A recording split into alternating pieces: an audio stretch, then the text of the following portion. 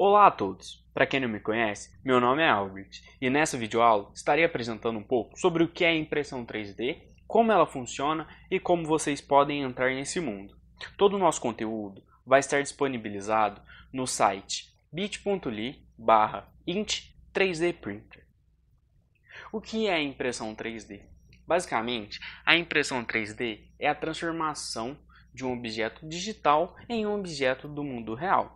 Existem diversas maneiras de fazer isso. As principais são as metodologias FDM, DLP e SLA. A impressão 3D também pode ser chamada de fabricação aditiva, e mais para frente a gente vai conseguir entender um pouco melhor o porquê. A FDM, ou FFF, é o depósito de filamento. Nessa tecnologia, utiliza-se de termoplásticos. Esses termoplásticos são esquentados e depositados em camadas. Essas camadas juntas formam a peça que queremos. E por isso, a impressão 3D também pode ser chamada de fabricação aditiva. Na tecnologia DLP e SLA, ambas utilizam uma resina de fotopolímero. O que é isso? Elas usam a resina e uma fonte de luz para curar a resina e modelar o objeto digital que queremos. Então é o que? É como se tirasse várias fotos da resina, camadas por camadas, e cada uma dessas fotos endurece uma camada da resina, e assim ao total forma a peça que queremos.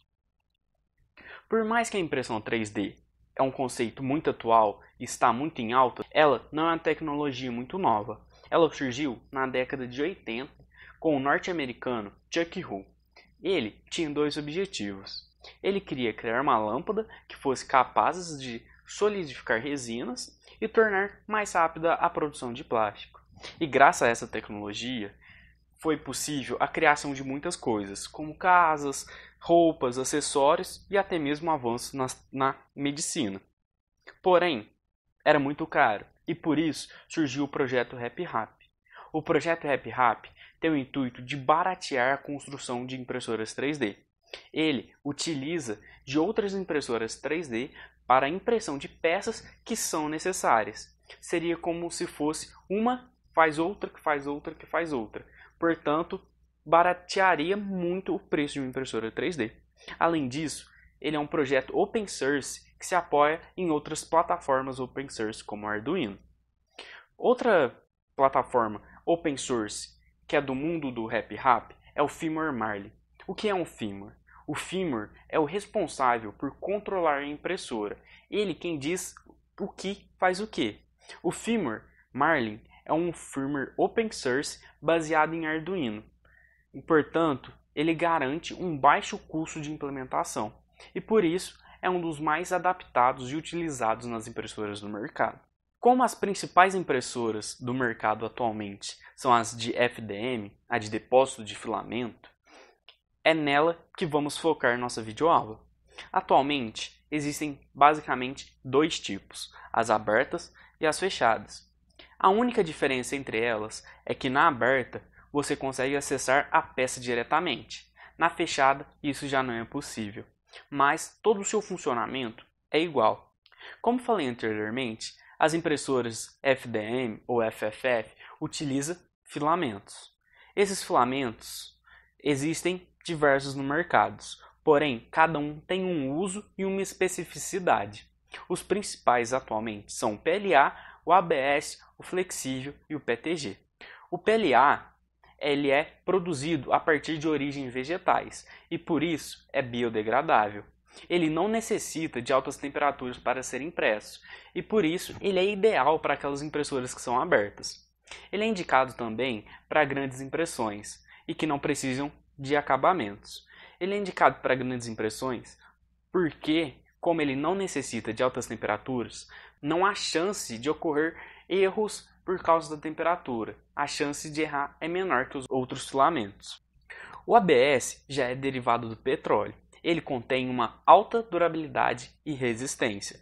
Ele é ideal quando há necessidade de dar acabamento à peça final, pois sua superfície é de fácil abrasividade e isso garante um bom acabamento. Ele é muito difícil de ser impresso em impressoras abertas, porque necessitam uma maior temperatura, e por isso ele é indicado para as impressoras fechadas. O mais diferente dentre todos os outros filamentos é o filamento flexível. Ele, diferente dos outros, tem uma maleabilidade, e essa maleabilidade o torna difícil de ser impresso. Portanto, ele é indicado para as pessoas que já têm um conhecimento sobre a área.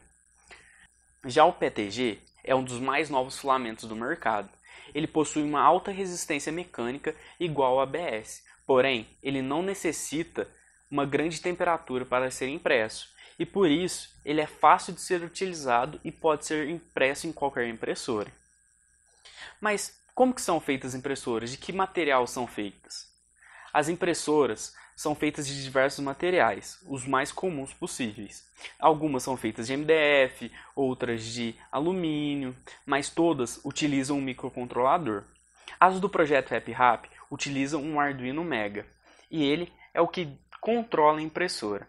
Porém, há muitos outros equipamentos importantes na impressora, como o fuso, os rolamentos, as extrusoras, mas um que temos que entender bem é o hot end. O hot end, como podemos ver aqui, é composto pelo fan, o bloco aquecido, o filamento que passa ali no meio, o corpo de alumínio e o bico. Como que ele funciona?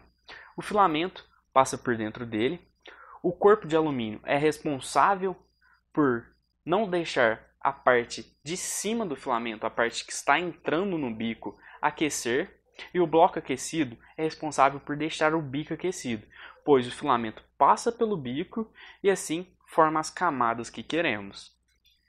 O fan também ajuda o corpo de alumínio a não deixar esquentar essa parte de cima do filamento e esquentar apenas a ponta que queremos que saia. Alguns termos, quando estamos começando na impressão 3D, é muito difícil de assimilarmos, e por isso vou tratar de alguns aqui. O skirt, por exemplo, é essas voltas que damos antes da impressão da peça. Essas voltas servem para regular a pressão que o filamento está impondo no hot end. Ela serve também para garantir que saia filamento na hora que queremos. Outro termo que é importante a gente saber é o warping. O que é o warping? Warping é essa pequena curvatura que a peça dá. Geralmente, isso acontece quando usamos o filamento ABS. Por se tratar do ABS, que necessita de altas temperaturas, quando ela não se mantém constante, acontece esse efeito de curvatura na peça. Algumas vezes acaba atrapalhando, outras nem tanto. Outros dois termos que é importantíssimo a gente entender é o STL e o G-Code. O STL é a peça que a gente quer imprimir, é o objeto em 3D que queremos imprimir. O G-Code é essa peça, só que de uma forma que nosso Arduino consiga interpretar.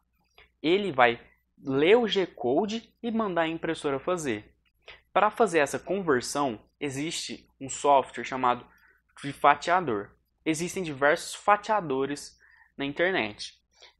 Futuramente, numa próxima aula, estarei explicando como fazer a configuração do slicer, que é um desses fatiadores. Dando sequência aqui, em alguns termos, o infill e o layer. O que é um infill? O infill também vou explicar melhor em uma próxima aula dos fatiadores. Mas basicamente o infill é a quantidade de preenchimento que teremos na peça. Podemos ter de 0 a 100%.